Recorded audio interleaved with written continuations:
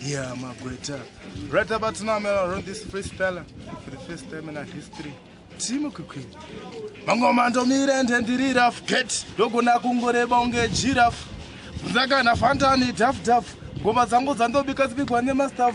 Ndizo dzinotonza ngoro. Nyangwe vakamhanya ini havandisiye ini ndoenda navo. Fantani nyangwe vakamhanya havandisiye ini ndoenda navo. Ndovapwanya vapfana havandisiye ini ndoenda navo. Christmas New Year ndakavasona get pari pamangoma ini ndini staff.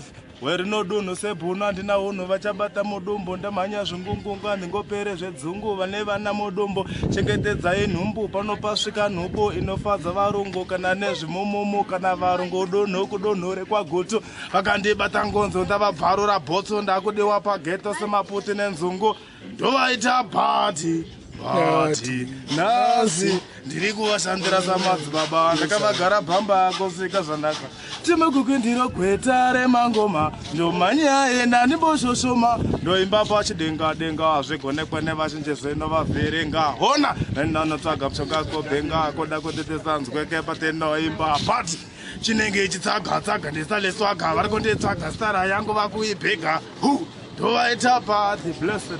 Yes, saka Timukukwi munogara kubhiu sikora muneshas muneshas but mazvaro mbare nazvaro bhindura mazvaro bhindura kwana Freeman kumakorokozo kuchipadze kumagweji handiti sa maugara uneshina maugara kumaraini kwedu vakuno magwenzi apa mai manje muri papi